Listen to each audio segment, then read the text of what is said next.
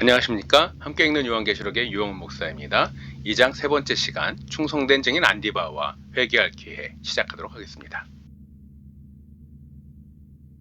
자, 이제 7교회 중 세 번째 교회인 버가모 교회로 들어가겠습니다. 12절 버가모 교회의 사자에게 편지하라. 좌우에 날성검을 가지신 이가 이르시되 13절 내가 어디에 사는지를 내가 아노니 거기는 사탄의 권자가 있는데라.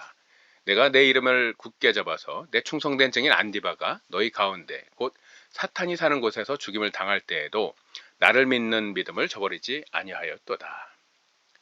지난 시간에 서머나 교회의 시대를 지나며 10일 동안의 환란, 즉 로마의 무시무시한 박해를 이겨내고 드디어 기독교 공인이라는 큰 결실을 맺게 된 교회가 버가모 교회의 시대에 이르러서는 도리어 사탄의 권자가 있는 곳에서 살아가게 됩니다. 어찌된 일일까요? 또 죽음으로 자신의 믿음을 증명한 충성된 증인 안디바는 누구를 말하는 것일까요? 이 그림은 1431년 19세의 젊은 나이에 화형을 당하는 잔다르크의 모습을 묘사한 것인데요. 이제 막 소녀의 티를 벗어난 잔다르크를 이단으로 몰아 화형에 처하게 된 사건은 다름 아닌 종교재판이었죠. 버가모 교회 시대의 순교자였을 충성된 증인의 이름인 안디바는 안티와 파스의 합성어로 아버지를 반대하는 자라는 뜻이 되는데요. 아버지라 불리는 교황에 반대하던 세력을 일컫던 이름이라 생각해 볼 수도 있겠죠. 네로 황제 이후 250여 년간의 박해를 이겨낸 교회에 기독교 공인이라는 기쁨이 찾아오지만 아이러니하게도 교회는 공인된 이후에 점차 세속화의 길로 접어들게 되죠. 12세기 후반 프랑스 리옹의 부유한 상인이었던 발데스는 내 소유를 팔아 가난한 자들에게 주라는 마태복음 19장 21절 말씀을 문자적으로 행동에 옮긴 후 거리에서 참회의 생활을 설교하기 시작했는데요. 자발적인 청빈의 삶을 살아가는 발데스에게 깊은 감명을 받은 추종자들이 리옹의 가난한 자들이라 불리며 발도파를 형성하게 됩니다. 이들은 성경에서 근거를 찾을 수 없는 것은 교회에서 정당화되지 못한다는 원칙 아래 연옥을 부정하고 성직자들에게 제한되어 있던 설교권을 스스로 행사함으로써 결국 교황으로부터 파문을 당하게 되는데요. 그럼에도 대중의 마음에 파고든 발도파는 스페인, 독일, 오스트리아 등으로 퍼져나가게 됩니다. 이 무렵 교황 그레고리 9세는 세력이 커져가는 이단들을 억제하기 위해 정교 상설기관으로 종교재판소를 설치하게 되고 교황 이노센트 4세는 한 걸음 더 나아가 종교재판에 고소된 사람을 고문할 수 있게 허용하였는데요. 세력이 커져가던 발도파 역시 막강한 위력의 종교재판소에 의해 크게 위축되게 됩니다. 고발한 사람의 이름과 재판 절차가 비밀에 붙여지고 이단으로 몰린 자에게 잔인한 고문을 가한 후에 화형에 처하고 재산까지 몰수했던 종교재판의 시대는 타락한 사탄이 권좌에 앉아 충성되고 신실한 성도들인 안디바를 죽음으로 내몰던 암흑의 시대라 할 수 있겠습니다. 14절입니다. 그러나 내게 두어 가지 책망할 것이 있나니 거기 내게 발람의 교훈을 지키는 자들이 있도다. 발람이 발락을 가르쳐 이스라엘 자손 앞에 걸림돌을 놓아 우상의 제물을 먹게 하였고 또 행음하게 하였느니라. 그런데 주님은 충성된 증인 안디바의 시대에도 발람의 교훈을 지키며 하나님의 백성에게 우상의 제물을 먹게 하는 자들이 있다고 하십니다. 베드로후서 2장 16절에 불의의 싹을 사랑한 미친 선지자로 소개되고 있는 발람은 모세를 물리치려는 모압 왕 발락이 이스라엘을 저주하게 하려고 메소포타미아에서 불러온 모세 시대의 예언자였죠. 이 발람이 꾀를 내어 모압 여인들을 통해 이스라엘 백성을 바알 부올의 제사에 청하게 한 후 우상의 제물을 먹고 절하게 함으로써 하나님의 진노가 백성들에게 임하게 되었는데요. 그 진노는 다름 아닌 연병, 즉 전염병이었죠. 하나님을 잊고 우상을 섬기는 백성에게 전염병이 돌게 되었다는 발람의 일화는 코로나가 사라지지 않고 있는 이 시대에 우리가 무엇을 잊고 사는가 돌아보게 하는 교훈이 되어주는 것은 아닐까요? 15절 이와 같이 내게도 니골라당의 교훈을 지키는 자들이 있도다. 주님은 또한 발람의 교훈이 실은 니골라당의 교훈으로 이어지고 있음을 알려주고 계신데요. 발도파가 등장해 종교개혁의 기초를 닦았던 이 시대에 금욕적 생활을 강조해 세간의 순수한 사람들이라 불렸던 카타리파라는 이들이 있었습니다. 주요 거점이 프랑스의 알비였기에 알비파라고도 불리는 이들은 그러나 순수한 사람들이라는 이름에는 어울리지 않는 교리를 가르쳤는데요. 하나님께 사타넬과 그리스도 두 아들이 있었는데 장남인 사타넬이 반란을 일으켜 악의 지도자가 되고 눈에 보이는 세상을 창조했다는 것이죠. 사탄에 대해 뭔가 그럴듯한 설명을 하는 듯 하다가 결국 사탄이 천지 만물을 창조한 조물주라는 것이니까 이들은 경건했던 겉모습과는 달리 하나님의 자리에 사탄을 세우려고 하는 니골라당 영지주의의 교훈을 전하는 또 다른 만이교의 무리였던 것입니다. 이들의 세력이 얼마나 강했던지 교황은 십자군을 일으켜 이들을 토벌하고자 했는데요. 1209년부터 1229년까지 있었던 알비 십자군 전쟁으로 인한 카타리파 진영의 사망자가 무려 20만에서 100만이라고 하니 이들의 놀라운 규모를 짐작할 수 있게 됩니다.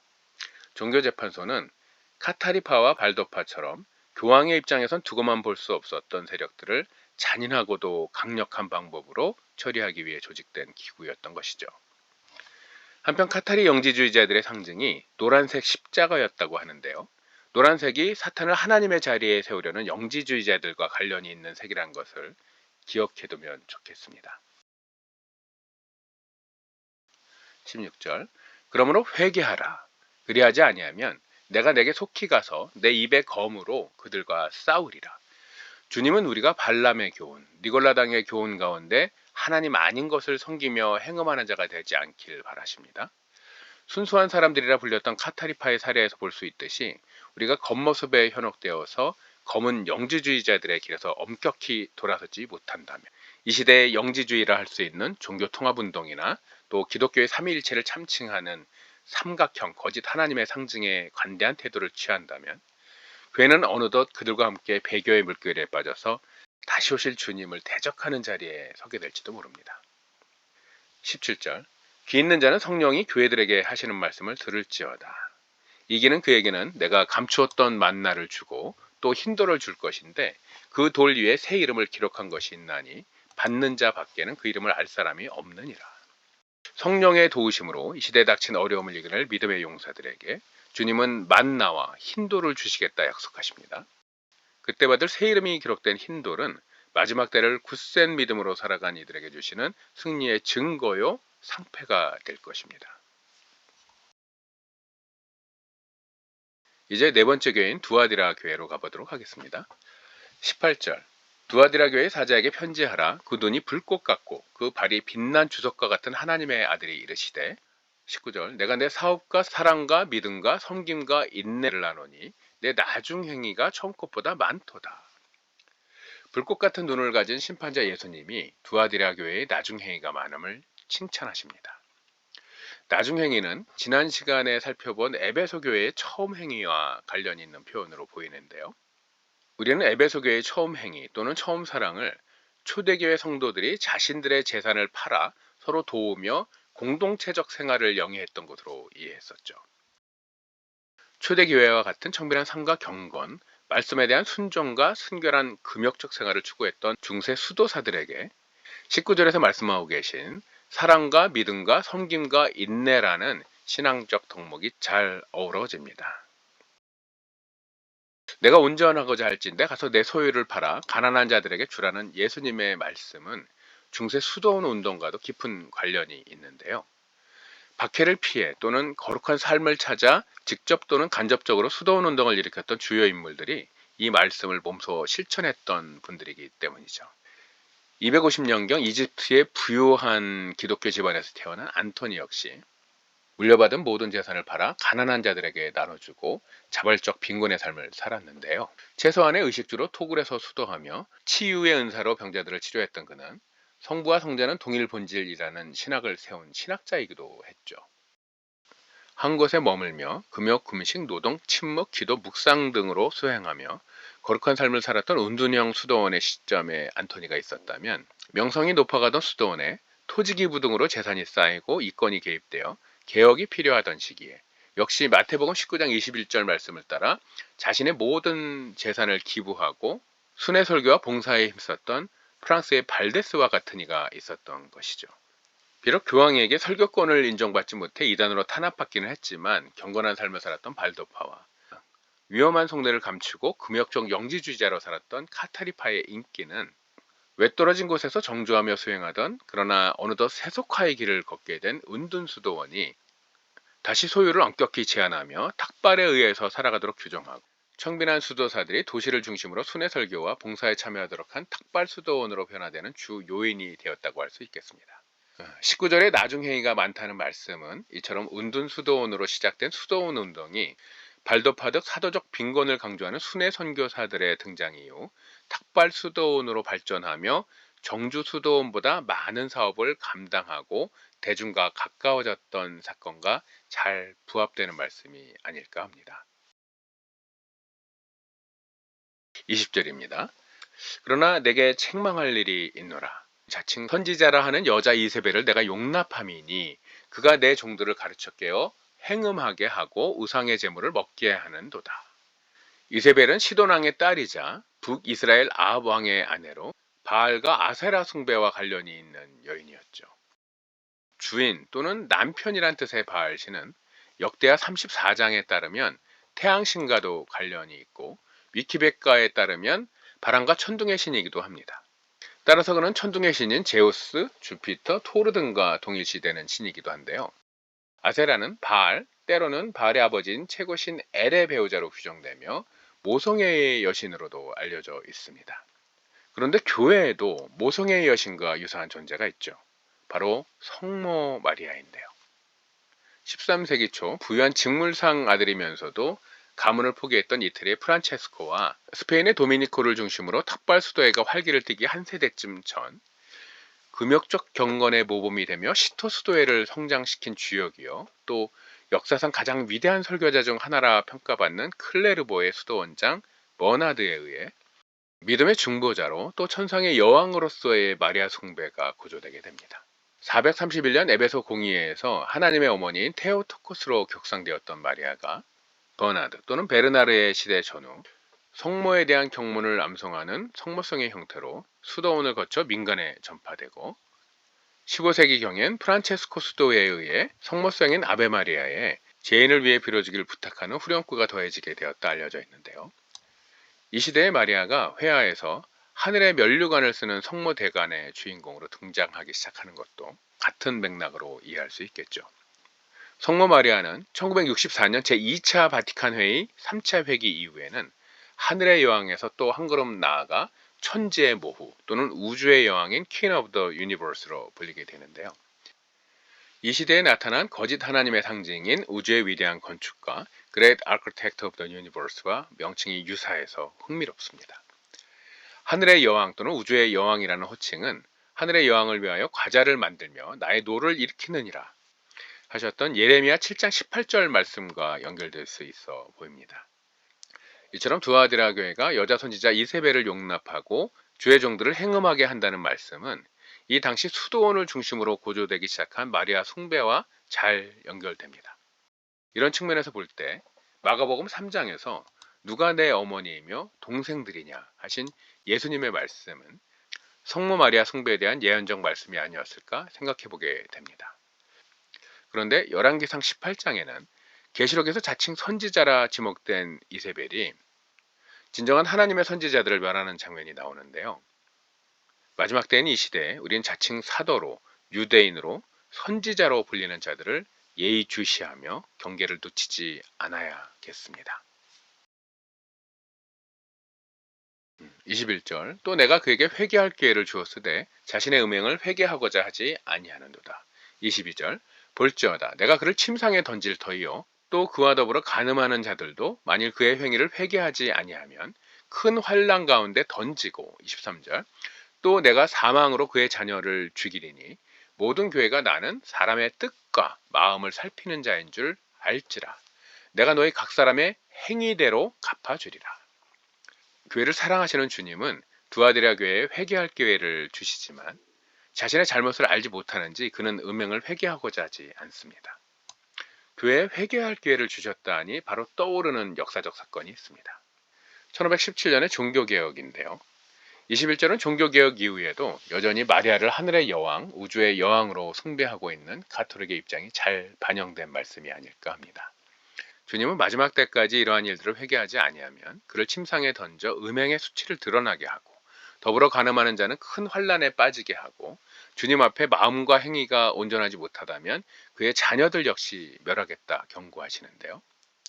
그렇다고 두아디라 교회는 구원이 없다 생각하시면 안 됩니다. 24절 두아디라에 남아있어 이 교훈을 받지 않고 소위 사탄의 깊은 것을 알지 못하는 너희에게 말하노니 다른 짐으로 너희에게 지울 것은 없노라.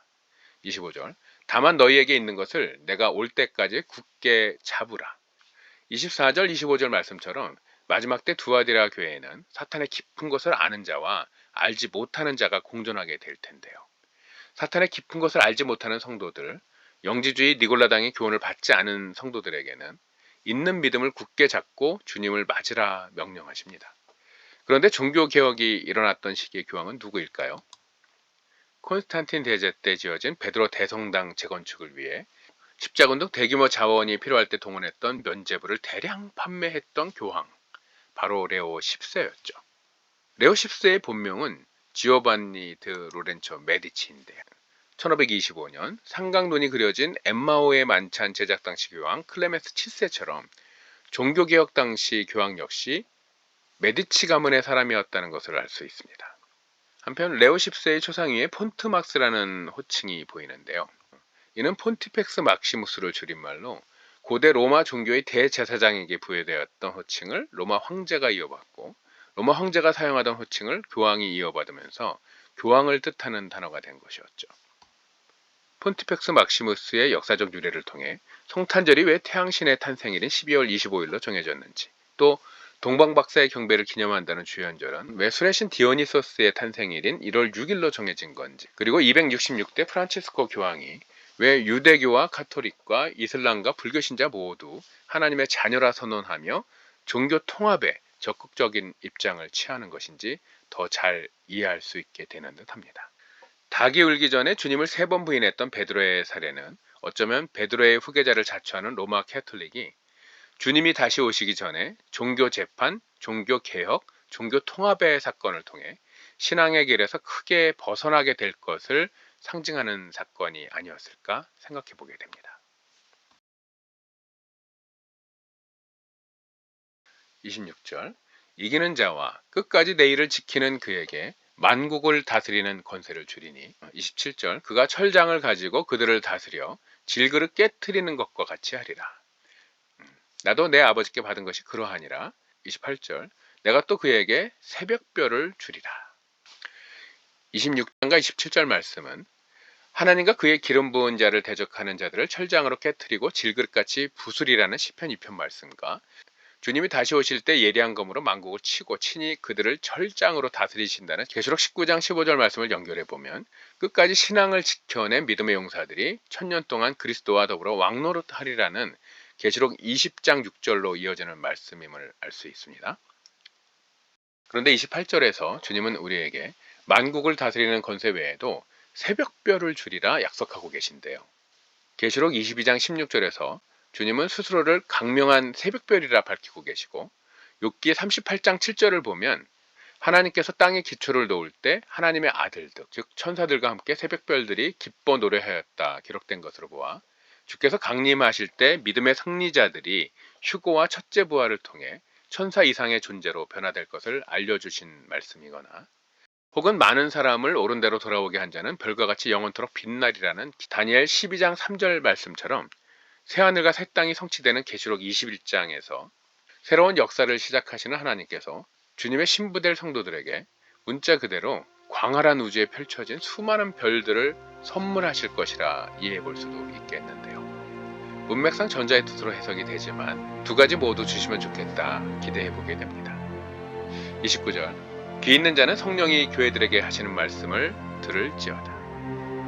그렇게 복되고 영광된 자리에 이르게 되는 날까지 성령 충만한 은혜 가운데 굳건한 믿음의 날들을 살아가는 저와 여러분 되시길 소망합니다. 감사합니다. 지금까지 함께 있는 요한계시록의 유영원 목사였습니다. 다음 시간에 뵙도록 하겠습니다.